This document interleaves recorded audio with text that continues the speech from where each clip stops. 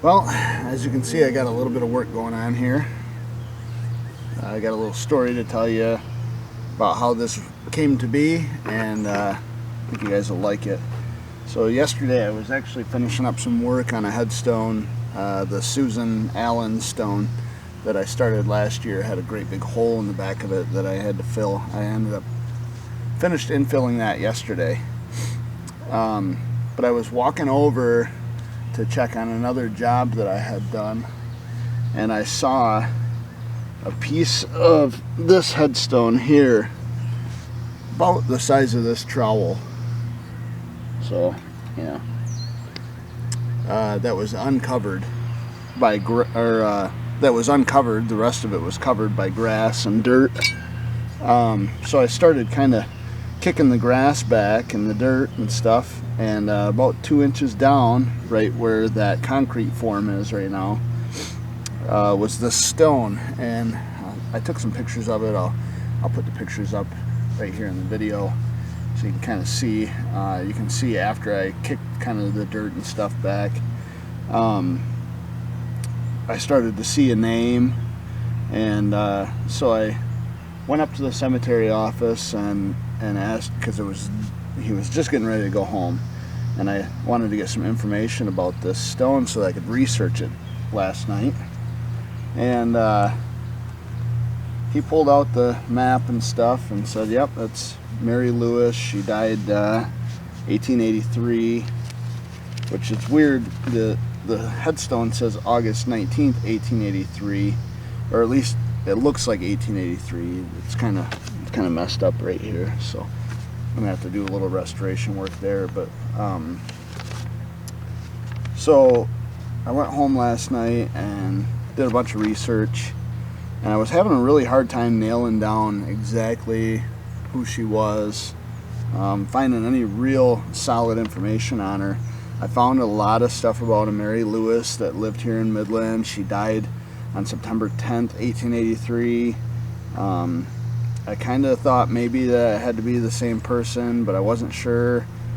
So I just kept on digging, and eventually I came up to, I started searching her children to see if I could get some clues that way. And I ended up finding that her daughter, Ella, she died in 1901, and she had a son that died in 1900 at 8 months old, and her last name was Weaver. And I remembered that when I was in talking to Ben in the office here, that the record said next to Mary here is buried a Walter Weaver. So that kind of solidified for me exactly who she was in the records and stuff. And I was able to start finding some information about Mary here. And what I found was that this is Mary, and her maiden name was McGill. She married Emery Lewis. She had 4 children with Emery. Richard Lewis, who is buried here in Midland. Cora Lewis, and she married Alfred Purdy. Ella Lewis, who we talked about, who married a Weaver, and I forget what his name was. William also, William Weaver, or Walter Weaver. And then there was a William Earl Lewis, and I found all 4 of these children on Find a Grave, and none of them are linked to Mary or Emery. I found Emery on there also. He actually is buried over in Isabella County. So once I solidify these facts that I've found, I will connect their Find the Graves. Mary here was born on March 28, 1852 in Philadelphia, Pennsylvania, to James and Ellen McGill. James and Ellen were born in 1820 and 1830 in Ireland, and actually immigrated to the U.S. I have not found any record of that, but the census records state that they were born in Ireland. Mary is the first of 1, 2, 3, 4, 5, 6, 7 children. Mary, her sister Catherine, brother John, and her brother James were all born in Pennsylvania. And then her sister Ellen, her other brother James, which I thought was really interesting, and her brother August were born in Iowa. James, her father, died in Iowa and is buried at the IOOF cemetery. Mary was married at her time of death, although her the record that they have here in the cemetery says she was born in New York, but everything I found says she was born in Pennsylvania, and she died of consumption. So, very interesting. I'm sure that there's more information to be found the more I research, but I wanted to share that a little bit with you guys. And so what I'm going to do here now is I'm waiting for the concrete to set up. I just poured that a little bit ago. I didn't want to bore you guys with that. But you can see, maybe if I do this, you can see there that there's a pretty big crack down here. Now, when I put this in the form, or when I put this in the base, I'm gonna have it about that deep. So what I want to do is I want to seal this crack up, and I want to use something that's strong, that's going to give it some integrity, that's going to keep that together, because if this is held together down here and this is all infilled and you know, the crack is filled well up here, there's no reason why this should fail. But if I was to leave this all loose, some water could get in there underneath where the mortar is going to be and freeze, crack, split that even farther up, which I'm kind of really surprised it's not already. This seems to be just you know, a pour, or not a pour. It seems to be just not a great spot in the stone. It's probably weathered away rather than physically split.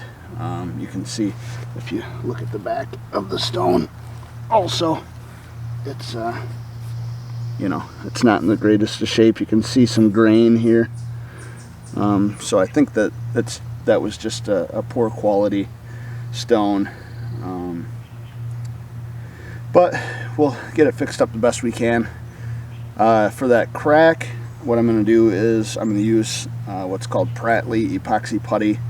I got this from Jonathan Appel. I got some from a friend of mine, Mike Reedy, also down in North Carolina. He ordered some and got more than he will use, or he wanted me to try using it. I don't typically like to use it. I certainly don't use it the way a lot of other people do, but I have used it. This will be my second time now. There's a couple of instances where it's a good material to use. This is one of them where you need strength, you need it to be sealed well, which obviously it's an epoxy, it will seal well, and it's not going to be visible. So, and where this repair is going to be done, it's not necessary to have a lot of ability to transfer water and stuff, because this is going to be sitting down in a pocket in concrete. So enough said. I'm going to turn the camera around. I'm going to prop this stone up so I can work on it, mix up some of that putty, and I'll start feeding it into that crack.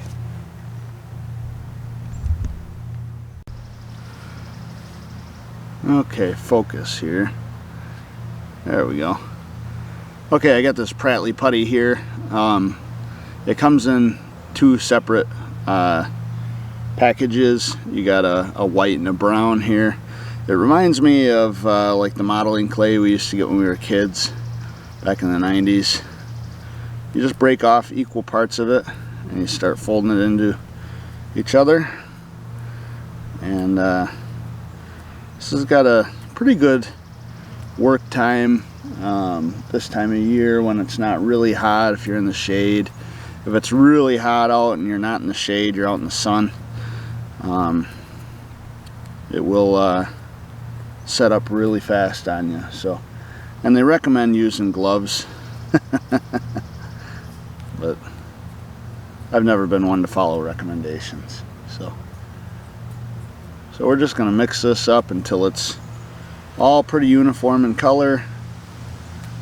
You don't want to see any brown swirls in there anymore. You don't want to over mix it, because then you have really wasted some time with it. Okay, so that looks pretty uniform. It looks like I don't know, a cream white almost. You can see that. Okay, so here's the way I like to do it for this application. Just gonna break off a string piece of it, set it right here over the crack if I can. It'll let go of my fingers, and then I'm gonna tuck it in there with my trowel. Now I went and cleaned this crack out as best I could. Got all the visible dirt out of it.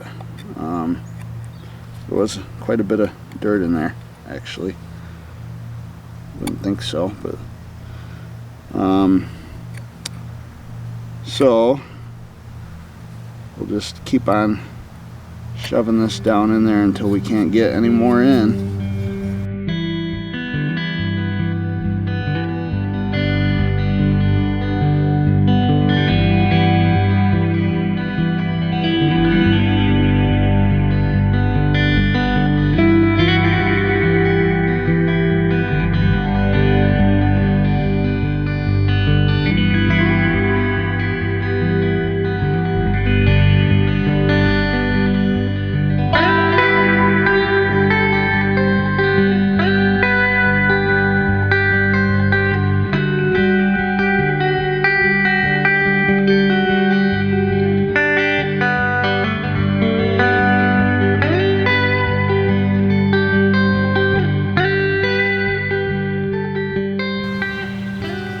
Now I'm just gonna pack some in there with my finger.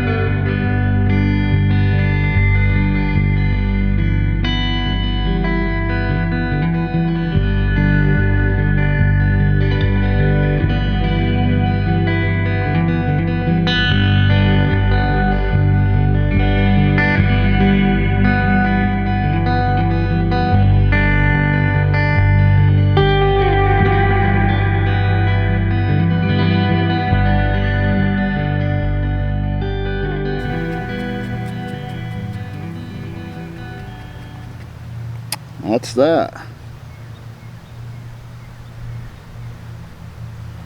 Wait for it to cure up now.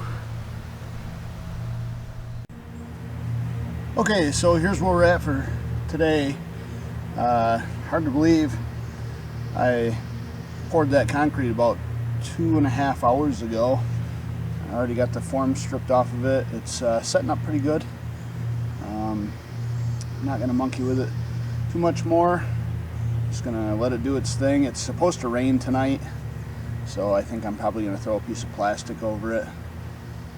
And obviously you can see that it's just a little bit low in the ground, so tomorrow, once it's cured up, when I come back to work on this some more, I will raise it up about 2 inches so it's at or just above grade, and we'll set the stone in it, so it'll be a good deal. Anyways, yeah, we'll come back tomorrow, as long as it's not raining, and see if we can get this thing put back where it belongs. Alright, so last night before I left, I stripped the forms off of this new base.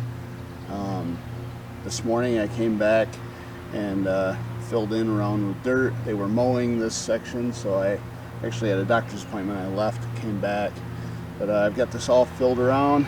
It's time now to set the stone in the base. One thing that's very important for this part is that you have plenty of clean water. I got a pail of clean water here with a rag. I'm going to try to do this so that there's very minimal cleanup, but if you do need to clean anything up, you need to have plenty of water here so you can clean it up before it dries. Otherwise it will stain whatever it gets on the mortar I'm talking about. Another important thing is to make sure that you don't have any mortar on your hands, because once it gets on that stone, there's a very good chance that you're not going to get it off. So last thing you want is a bunch of little polka dots of mortar all over the stone that you just worked on. So the other thing too is I've got 2 little slats of wood here, and I've got a pressure clamp that I'm going to use to clamp it in place once I get it just the way I want it. And then I've got my hydraulic lime mortar here. This is Ecologic brand. It's a really good mortar. I like it. A lot of other people use it. Haven't heard any complaints about it yet. So I do know a few people actually that have gone to using this mortar on my recommendation, and they used to use something else, and they've said that they don't like it as much, but whatever they were using before really isn't the right thing to be using. So anyways, just clean up my trowel here before so I've got this stuff mixed pretty thin, and this is a lot thinner really than I usually mix it for other purposes, but for this purpose I'm gonna pour it into this slot, and I want it thin like this, so that way when I go to set the stone in, it flows around the stone really well and fills in all the little gaps and voids. And then it'll take much longer to set up and cure, which longer cure time the better. The stronger the mortar will be. So plus it's just easier to work with when it's a little bit thinner like this. It does kind of settle if you get it too thin, so you kind of got to keep it moving a little bit. First thing I'm going to do is pour a nice layer down into here.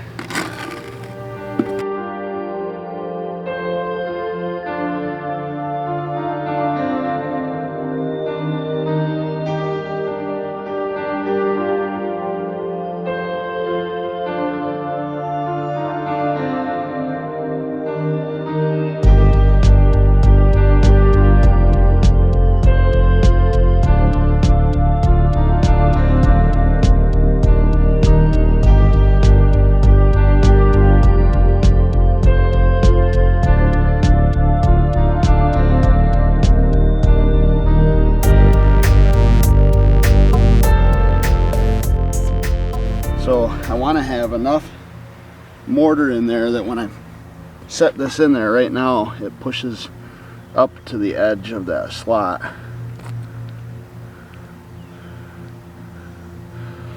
See, I could use more mortar in there. It's not near enough. So what I'm going to do is pull this out. A lot of people do this different ways. This is the way that works best for me, because usually if I end up having to go in and fill around there, then it makes a big mess around the top, and I got a lot of cleanup, and it ends up being a big pain in my butt. So I just mix up some more mortar.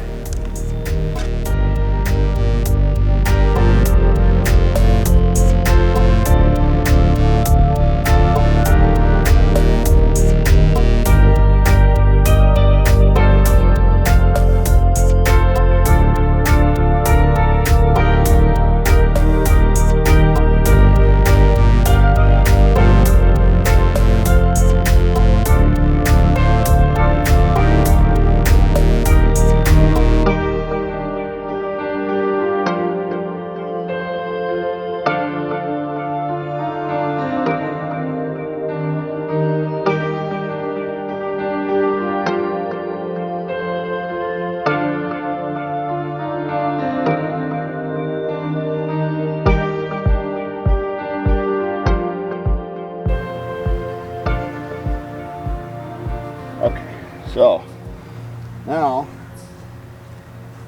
we'll get our clamp, a couple little pieces of wood here.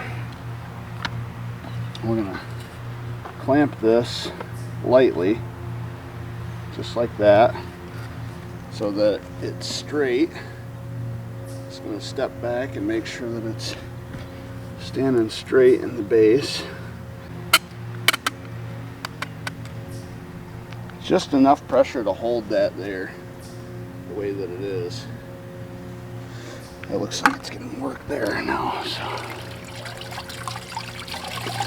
now the cleanup part. We're just going to go around and clean up all that excess around the bottom. This is the part that I tried to avoid by adding a little extra mortar down there, but sometimes you can't avoid it.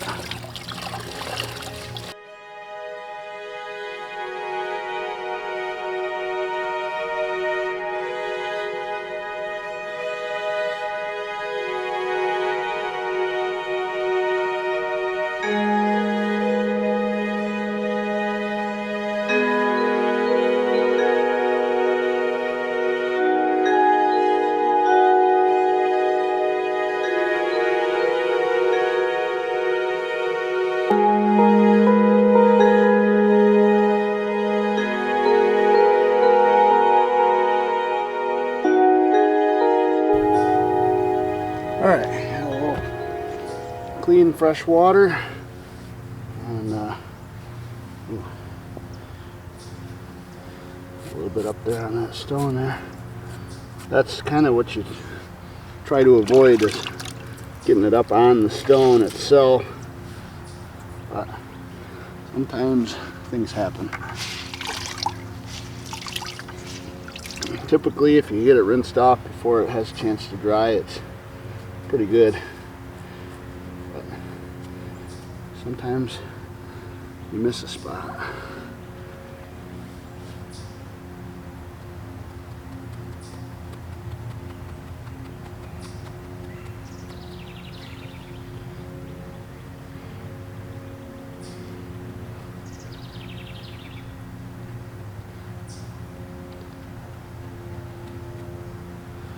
Some people will say, well, how come you don't just caulk that thing in, or use a epoxy or something to hold it in there? Well, pretty simple answer to that.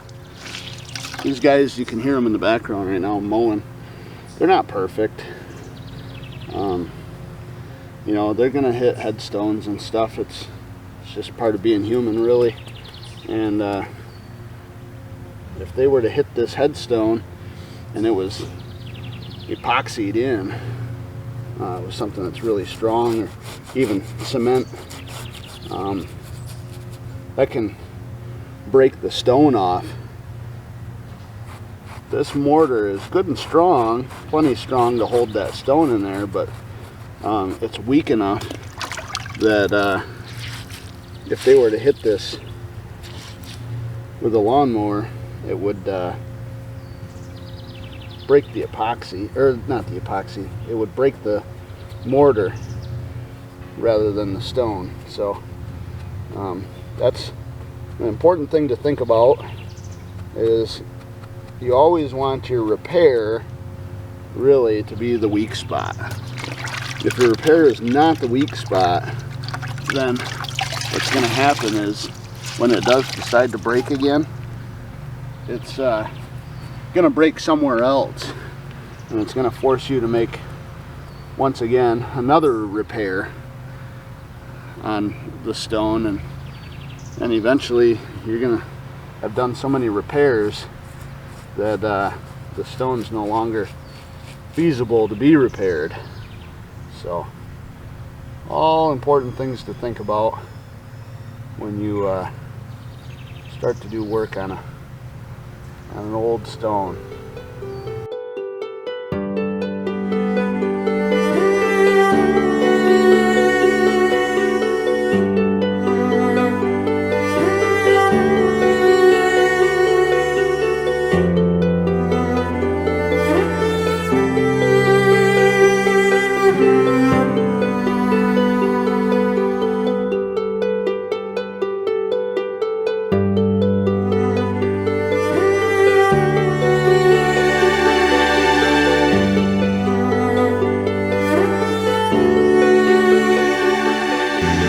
Okay,